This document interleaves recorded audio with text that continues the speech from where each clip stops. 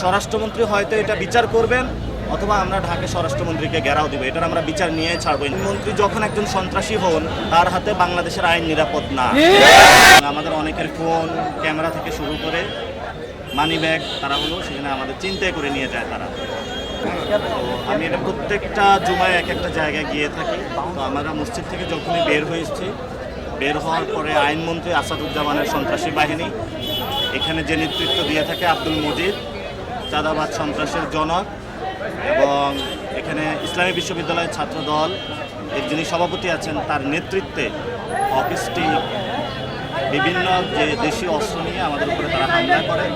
আমাদের জায়গা থেকে আমরা শান্তি শৃঙ্খলা বজায় রেখেছি এবং আমাদের অনেকের ফোন ক্যামেরা থেকে শুরু করে মানি ব্যাগ তারা হলো সেখানে আমাদের চিন্তায় করে নিয়ে যায় তারা, এবং তারা অনেকগুলো ডিম নিক্ষেপ করে। আমাদের অনেক ভাই এখানে আহত হয়েছে অফিস টিকের আঘাতে।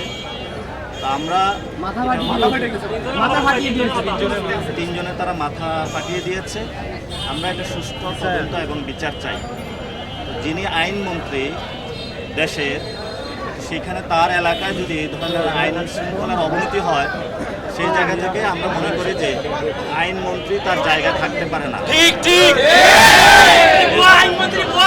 স্বরাষ্ট্রমন্ত্রী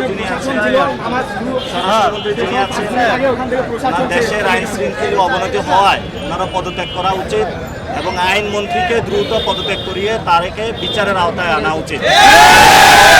আইনমন্ত্রী যখন একজন সন্ত্রাসী হন তার হাতে বাংলাদেশের আইন নিরাপদ না। ওনার হাত দিয়ে জুলাই সংস্কারের যে আমাদের আইনগুলা হয়েছিল সেগুলো কিন্তু প্রত্যেকটা আইন রহিত করা হয়েছে তার হাত দিয়েই। এই জন্য যতদিন এই আইনমন্ত্রী থাকবে ততদিন বাংলাদেশের সংস্কার এবং আইন নিরাপদ নয়। আমরা অতি দ্রুত তার এবং গুন্ডা পান্ডা বাহিনী যারা এখানে অ্যাটাক করেছে আমাদের উপরে হকি স্টিক দিয়ে তাদের আমরা বিচার চাচ্ছি। স্বরাষ্ট্রমন্ত্রী হয়তো এটা বিচার করবেন অথবা আমরা ঢাকা স্বরাষ্ট্রমন্ত্রীকে ঘেরাও দিব, এটার আমরা বিচার নিয়ে ছাড়বো ইনশাআল্লাহ। ওরা ফেসবুকে ওপেনলি পোস্ট যে পদ্মারি নেতারা ছাত্র দলের আগে থেকে পরিকল্পনা ছিল ডিম বানানো। ওরা দুই গ্রুপ পরিকল্পনা করছে।